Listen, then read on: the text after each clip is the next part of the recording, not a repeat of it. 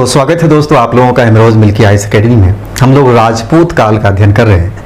पिछले लेक्चर में हम लोगों ने जिजाक भुक्ती या बुंदेलखंड के चंदेल राजवंश पे डिस्कशन किया था। जब हम लोग चंदेल राजवंश पढ़ रहे थे तो एक इंपॉर्टेंट फैक्ट जो मिस हो गया था मुझे याद आया, तो मैं सोचूं अभी बता दूं, आप वहीं पे नोट कर लीजिएगा। यह माना जाता है कि पहली बार अपने लेखों में देवनागरी लिपि का प्रयोग चंदेलों ने किया था।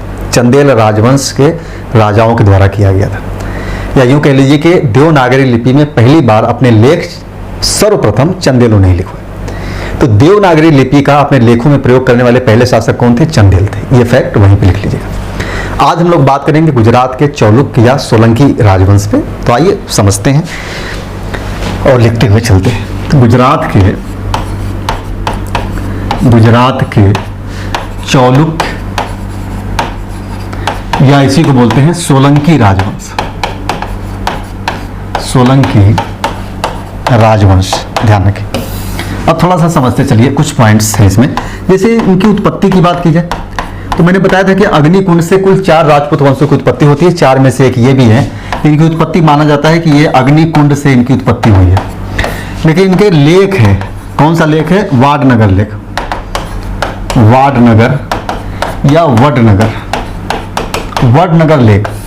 यहां पे बताया गया है कि इनकी उत्पत्ति ब्रह्मा के कमंडलू से हुई है। किससे हुई है? ब्रह्मा के कमंडलू से। कहते हैं कि ब्रह्मा का ये जो कमंडलू था ना, उसी को बोला जाता था चुलुक। क्या बोलते थे? चुलुक। यही चुलुक बाद में बन गया चौलुक्य। हालांकि आम बोलचाल के भाषा में कई सारी किताबों में भी चालुक्य ही लिखा होता है, गुजरात का चालुक्य वंश या सोलंकी वंश।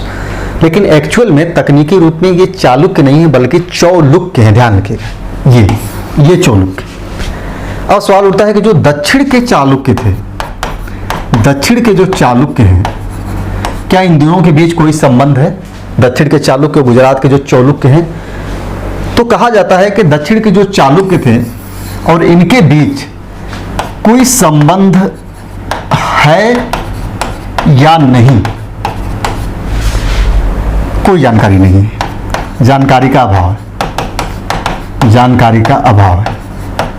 ध्यान रखिएगा। यानी अभी तक ये शोध का विषय हो सकता है कि गुजरात के जो चौलुक्य हैं और दक्षिण के जो चालुक्य हैं, कल्याणी के, वातापी के जो चालुक्य हैं, वो इन दोनों के बीच कोई कनेक्शन है इनका या नहीं है। तो इस संदर्भ में कोई जानकारी उपलब्ध ही नहीं। तो हम ये भी नहीं कह सकते कि इनके बीच संबंध है, और न ही हम यह कह सकते हैं कि इनके बीच संबंध नहीं है। ध्यान रखिएगा, दोनों चीज। इसलिए मैंने यहाँ लिख दिया कि इस संदर्भ में इनकी कोई जानकारी नहीं है। इनकी जो राजधानी थी, राजधानी अहिनवाड़ थी, अनहिलवाड़, ये राजधानी है। कैसे सत्ता में स्थापित होते हैं? तो ये जो गुजरात का पूरा क्षेत्र है, ध्यान रखिएगा, एक्चुअल में यह क्षेत्र 2 शक्तियों के बीच संघर्ष का क्षेत्र था, प्रतिहार और राष्ट्रकूट। इनके बीच ये संघर्ष का क्षेत्र है। प्रतिहार, राष्ट्रकूट यहाँ पे संघर्ष करते थे। समय के साथ साथ प्रतिहारों की सत्ता कमजोर होती गई, राष्ट्रकूटों की सत्ता कमजोर होती गई। सत्ता कमजोर होने का सीधा सा मतलब है कि जब केंद्रीय शक्ति कमजोर होगी तो इनके बीच संघर्ष के कारण इस क्षेत्र में अराजकता फैल गई, अराजकता एवं अव्यवस्था फैल गई, अव्यवस्था फैल गई। इसी अराजकता एवं अव्यवस्था का लाभ उठाता है एक व्यक्ति जिसका नाम है मूलराज प्रथम या मूलराज। प्रतिहार और राष्ट्रकूटों के संघर्ष के दौरान फैली अराजकता अव्यवस्था जिससे वो शक्ति कमजोर हुई, उसी का लाभ उठा लेता है मूलराज प्रथम, और इसने गुजरात में एक नए राजवंश की स्थापना कर दी। एक नए राजवंश की स्थापना कर दी। नए राजवंश की स्थापना कर दी।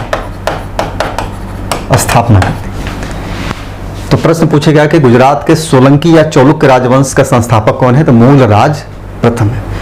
जब यह शासक बनता है तो इसका सबसे पहला जो संघर्ष होता है, सर्वप्रथम जो संघर्ष होता है, इसका सर्वप्रथम संघर्ष जो होता है वह एक संघ से होता है। इसके खिलाफ एक संघ बना था, मूलराज के विरुद्ध एक संघ बना था। मूलराज के विरुद्ध एक संघ बना था। इस संघ में कौन कौन था? इस संघ में था शाकंभरी का शासक, शाकंभरी का शासक विग्रहराज, एक तो ये था। दूसरा था लाट प्रदेश, जो गुजरात में ही पड़ता था, लाट प्रदेश का शासक वारप नाम था उसका। इन दोनों ने मिल करके मूल राज पे आक्रमण कर दिया। हालांकि बाद में ये जो विग्रह राज है, मूल राज इससे संधि कर लेता है, इससे संधि या समझौता कर लेता है, समझौता कर लेता है। अब बचे कौन? लाट प्रदेश के शासक अकेले बचे। अब मूल राज ने विग्रह राज से संधि कर लिया, समझौता कर लिया, बच गए लाट प्रदेश के शासक, तो इस पे कर दिया आक्रमण। और मूल राज की तरफ से आक्रमण किया था इसका पुत्र चामुंड राज ने, और इस चामुंड राज ने वारप की हत्या कर दी, वारप की हत्या कर, और लाट प्रदेश पे अधिकार कर लिया, लाट प्रदेश पर अधिकार कर लिया, अधिकार कर लिया। ध्यान रखिए, यह है कहानी मूलराज की उपलब्धि। विग्रह राज से संधि करके लाट प्रदेश पे आक्रमण करता है। इसी के काल में इसका पुत्र चामुंड राज आक्रमण करता है, वहां पे कर देती है हत्या, तो लाट प्रदेश पे हो जाता है अधिकार। इसके बाद अगला शासक बनता है चामुंड राज। चामुंड राज, चामुंड राज का जो संघर्ष होता है, यह संघर्ष होता है परमार शासकों से। ध्यान रखिए, परमार शासकों से। परमार शासकों से संघर्ष के दौरान ही लाट प्रदेश इसके हाथ से निकल जाता है, इसके हाथ से निकल जाता है, हाथ से निकल जाता है। हालांकि लाट प्रदेश इसके हाथ से निकल गया था, लेकिन दूसरी तरफ परमार शासक सिंधु राज को इसने पराजित किया था। सिंधु राज के विरुद्ध सफलता प्राप्त की थी, सफलता प्राप्त की थी। ये चामुंड राज की उपलब्धि आ रही, इतना ध्यान रखिएगा, इससे ज्यादा प्रश्न यहां से पूछेंगे। चामुंड राज के बाद अगला शासक बनता है दुर्लभ राज, और इसके समय की सबसे महत्वपूर्ण उपलब्धि थी यही कि लाट प्रदेश पर पुनः अधिकार कर लेता है, लाट प्रदेश पर पुनः अधिकार कर लेता है, अधिकार कर लेता है। इसके बाद इस वंश का सबसे महत्वपूर्ण, सबसे शक्तिशाली शासक बनता है, जिसका नाम था भीमदेव प्रथम, या इसी को बोलते हैं भीम प्रथम। भीम प्रथम नाम सुने होंगे आप लोग। सभी राजाओं को भूल जाइए, भीम प्रथम को जरूर याद रखिए अगर नहीं याद रख पाते। हालांकि आपके दिमाग में होना चाहिए, कम से कम मूल राज होना चाहिए, चामुंड राज होनी चाहिए, भीम राज होना चाहिए, या भीमदेव प्रथम होना चाहिए। कहते हैं कि यह इस वंश का सबसे शक्तिशाली शासक था, सबसे शक्तिशाली शासक था। इसके दो प्रतिद्वंदी थे, इसके दो प्रतिद्वंदी थे। कौन कौन प्रतिद्वंदी थे? एक था परमार राजा भोज, परमार राजा भोज, और दूसरा था कलचुरी राजा, कलचुरी राजा लक्ष्मीकरण।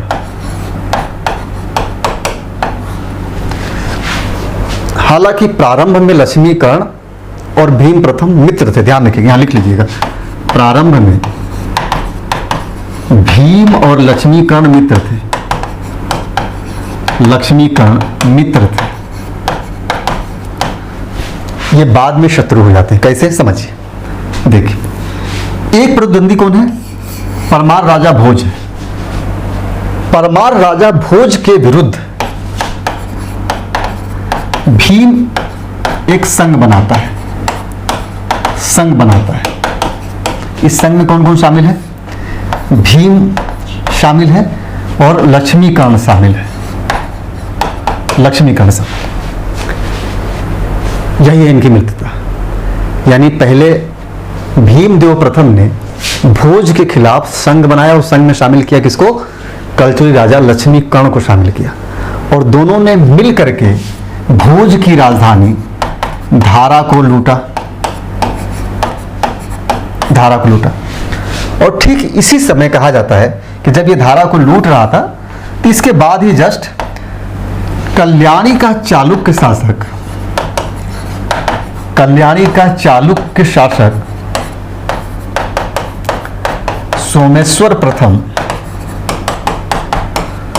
ने भी भोज पर आक्रमण कर दिया, भोज पर आक्रमण कर दिया, आक्रमण कर दिया और राजधानी को लूटा, और राजधानी को लूटा। ध्यान रखिएगा, इन सब आक्रमणों की वजह से भोज बहुत चिंतित हुआ, भोज बहुत चिंतित हुआ और उसकी मृत्यु हो गई, चिंतित हुआ और उसकी मृत्यु हो गई, और उसकी मृत्यु हो गई। अब देखिए यहां पे बस इसको ध्यान रखिए, मैंने इसको ऐड कर दिया है एक्स्ट्रा के तौर पे कि इसी समय भोज पे आक्रमण हुआ था। अब आइए यहां पे धारा को लूटा गया, लूट से क्या मिला? संपत्ति मिली। जब संपत्ति मिली तो क्या होगा? बंटवारा। किसके किसके बीच बंटवारा होगा? भीम और लक्ष्मीकर्ण के बीच, लक्ष्मीकर्ण के बीच। जब बंटवारे की बात ही थी, बंटवारे में हो गया विवाद। तो कल तक जो मित्र थे अब एक दूसरे के हो गए प्रतिद्वंदी। तो भीम ने पहले संघ बनाया किसके खिलाफ? भोज के खिलाफ। उस समय लक्ष्मीकर्ण इसका मित्र था। अब लक्ष्मीकर्ण इसका प्रतिद्वंदी हो गया तो भीम अब एक संघ और बनाता है। प्रतिद्वंदी हुआ तो भीम ने एक संघ बनाया। ध्यान रखिएगा, भीम ने एक संघ बनाया। अब इस संघ में कौन कौन शामिल है? भीम शामिल है, भीम प्रथम, और परमार शासक, परमार शासक जय सिंह द्वितीय शामिल है, जय सिंह द्वितीय शामिल है। ध्यान रखिएगा, पहला संघ था किसके खिलाफ था? परमारों के खिलाफ था। शामिल कौन था? कलचुरी शासक लक्ष्मीकर्ण था। दूसरा संघ बना किसके खिलाफ? कलचुरी शासक कर्ण के खिलाफ। शामिल कौन हो गया? परमार शासक जय सिंह द्वितीय। भोज की मृत्यु हो चुकी थी, ध्यान रखिएगा। देखिए जय सिंह द्वितीय शामिल था और इन्होंने लक्ष्मीकर्ण पे आक्रमण किया, लक्ष्मीकर्ण पर आक्रमण किया, आक्रमण किया। ठीक, ये तो हो गया। भीम की जो सबसे महत्वपूर्ण उपलब्धि रही, राजा भीम की सबसे महत्वपूर्ण उपलब्धि ये थी कि अभी इनके हाथ से आबू पर्वत इनके हाथ से दूर था, आबू पर्वत इनके अधिकार में नहीं था। तो भीम की जो सबसे बड़ी सफलता मानी जाती है, महत्वपूर्ण, भीम की महत्वपूर्ण जो उपलब्धि मानी जाती है, महत्वपूर्ण जो उपलब्धि मानी जाती है, उपलब्धि मानी जाती है आबू पर्वत पर अधिकार करना, आबू पर्वत पर अधिकार। इसके अलावा कहा जाता है कि भीम को कई राजाओं ने पराजित किया, यानी कई सारे शासकों से पराजित हो जाता है ये। इसका एक लेख मिलता है, सुंधा पहाड़ी लेख, सुंधा पहाड़ी लेख। इससे पता चलता है कि एक क्षेत्र था गुजरात और राजस्थान के आसपास, नाडलू। कहते हैं कि नाडलू के राजा अहिल तथा अड़हिल ने भीम को पराजित किया, भीम को पराजित किया। इसके अलावा अंडहिल के पुत्र, अंडहिल के पुत्र बाला प्रसाद ने भी भीम को पराजित किया, भीम को पराजित किया। अपने अंतिम समय में भीम पराजित होना शुरू हो जाता है और कहते हैं इसी के कालखंड में, इसी के समय, किसके? भीम के समय ही, भीम के समय ही महमूद गजनवी ने सोमनाथ पर आक्रमण किया था, आक्रमण किया था सोमनाथ मंदिर पे, जिसका पुनर्निर्माण, जिसका पुनर्निर्माण भीम ने कराया था, भीम ने कराया था। और इसी का एक सामंत था, भीम का सामंत, भीम का सामंत, इसका नाम था विमल। इसी विमल ने आबू पर्वत पर, आबू पर्वत पर दिलवाड़ा का प्रसिद्ध जैन मंदिर बनवाया था, जैन मंदिर बनवाया था। ये तो हो गया भीम के संदर्भ की जानकारी। भीम के बाद अगला शासक बनता है जिसका नाम था कर्ण। कर्ण नाम था, भीम के बाद शासक बनता है। बोलते हैं कि इसने कर्णावती नामक नगर बसाया, कर्णावती नगर बसाया, और इसी कर्णावती नगर में कर्णेश्वर मंदिर का निर्माण करवाया। साथ ही इसने कर्ण सागर झील बनवाया। इसके अलावा इसने अपनी राजधानी में अहिलवाड़ में, राजधानी में कर्णमेरु मंदिर बनवाया, कर्णमेरु मंदिर बनवाया। उस कर्ण के बारे में ये महत्वपूर्ण चीजें ध्यान रखिएगा। कर्णावती नगर बसाता है, कर्णेश्वर मंदिर उसी जगह कर्णावती नगर में स्थापित करता है ये, फिर उसी जगह कर्ण सागर झील बनाता है और राजधानी में कर्णमेरु मंदिर बनाता है। इसके बाद अगला जो शासक बनता है जय सिंह सिद्धराज। जय सिंह सिद्धराज। इसके बारे में कहा जाता है कि सोमनाथ यात्रा के दौरान जो टैक्स कर लगाए जाते थे, यात्रा कर, इसने उस कर को समाप्त कर दिया। देखिए कर पहले भी लगते रहे, मैंने बताया कि यही सब राजस्व के स्रोत होते थे राजाओं के, तो कर तो पहले भी लगते रहे। तो इसने सोमनाथ यात्रा कर को समाप्त कर दिया। ये प्रश्न पूछा जा चुका है नेट के एग्जाम में, तो इसको आप ध्यान रखिएगा, यहां लिख लीजिए। सोमनाथ तीर्थ यात्रा कर समाप्त कर दिया, यात्रा कर समाप्त कर दिया, समाप्त कर दिया। इसके अलावा कहते हैं कि परमार शासक यशोवर्मन ने आक्रमण करके जय सिंह के मंत्री शांतु, ये बड़ी दर्द विदारक घटना था। बोलते हैं कि परमार शासक यशोवर्मन ने आक्रमण किया, उसमें जय सिंह अपने शहर से बाहर था, राजधानी से बाहर था। इसी समय यशोवर्मन का आक्रमण होता है और उसका एक मंत्री था जिसका नाम था शांतु।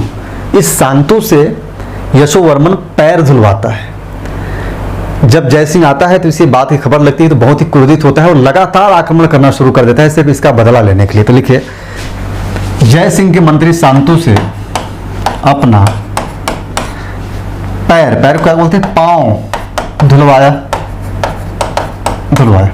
यहां पे ध्यान रखिएगा कि जय सिंह राजधानी में नहीं था, जय सिंह राजधानी से बाहर था, राजधानी से बाहर था। जब जय सिंह आता है तो वह लगातार 12 वर्षों तक आक्रमण करता है परमार शासक पर, सिर्फ इसका बदला लेने के लिए। तो जय सिंह इसका बदला लेने के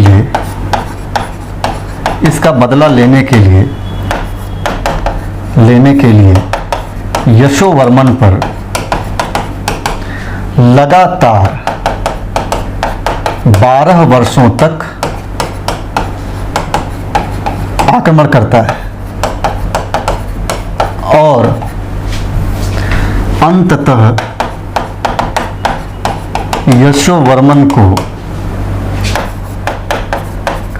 बंदी बना लेता है,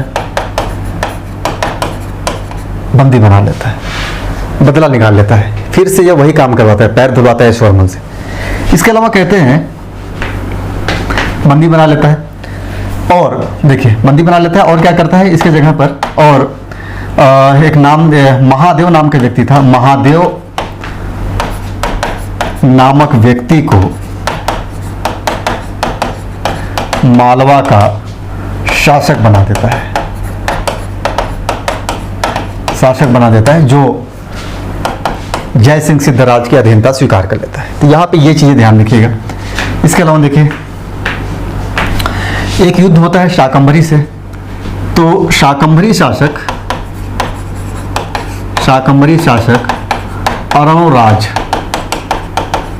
अरुणराज को पहले पराजित करता है, फिर बाद में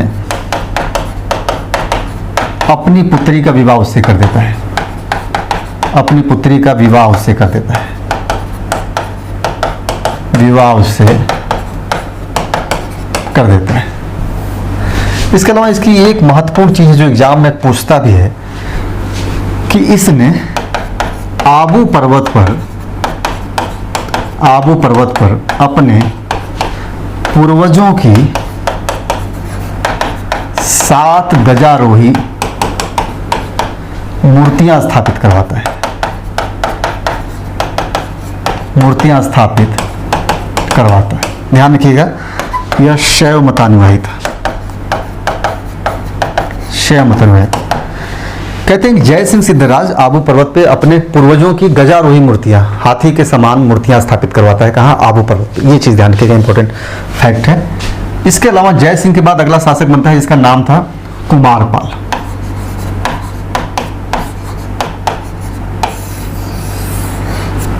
कुमारपाल चरित जो लिखा गया है, इसी कुमारपाल के बारे में लिखा गया। तो लिखे, इसके बारे में पता चलता है कुमारपाल चरित से, कुमारपाल चरित से इसके बारे में जानकारी मिलती है। जानकारी किसने लिखा है कुमारपाल चरित? जय सिंह सूरी ने, जय सिंह सूरी ने। मैंने सोचा इसको होमवर्क दे दे आपको, चलिए मैं बता दिया। जय सिंह सूरी ने लिखा।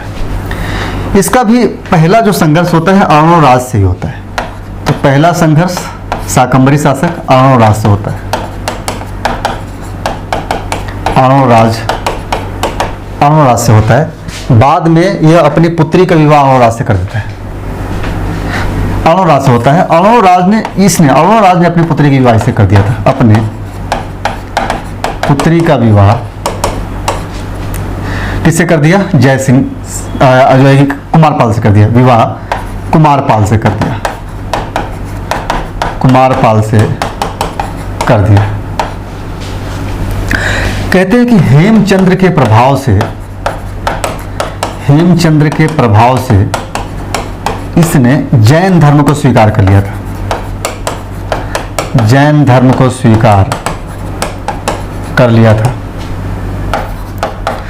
और इसने अपने राज्य में वही जैन धर्म के अहिंसा के जो सिद्धांत थे उसको इसने लागू कर दिया था। बताया जाता है कि एक व्यक्ति को इसलिए सजा दे दी कि उसने जूं मार दिया था। जुआ समझ रहे हैं, जो बाल में होते हैं, जुआ मारने की वजह से, चूंकि जैन धर्म स्वीकार कर लिया, अहिंसा का पुजारी हो गया।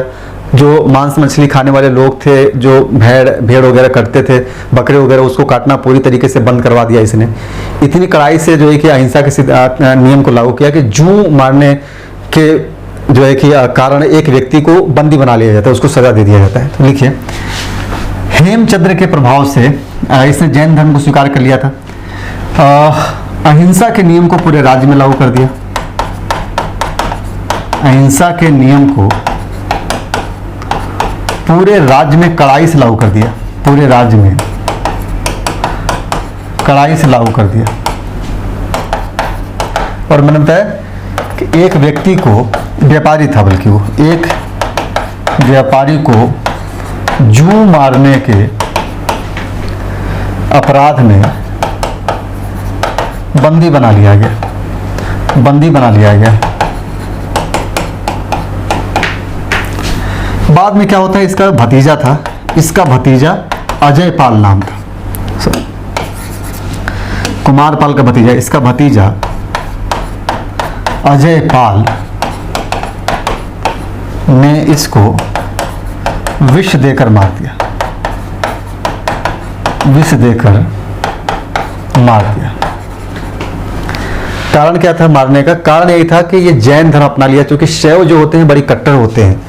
इसका प्रमुख कारण यही माना जाता है कि जैन धर्म अपनाने के कारण, जैन धर्म अपनाने के कारण, क्योंकि इसका भतीजा शैव था और इसने न केवल इसे मारा बल्कि जैन आचार्य रामचंद्र की भी हत्या करा देता है।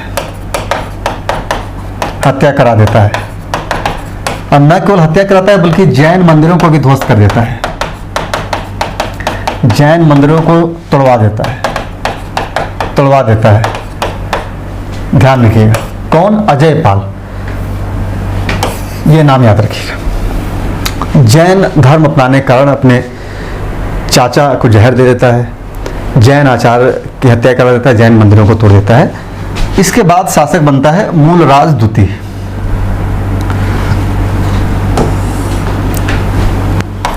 मूलराज द्वितीय, इसके बारे में कोई जानकारी नहीं मिलती है, कोई उपलब्धि इसकी नहीं है एक्चुअल में। इसके बाद शासक बनता है भीम द्वितीय।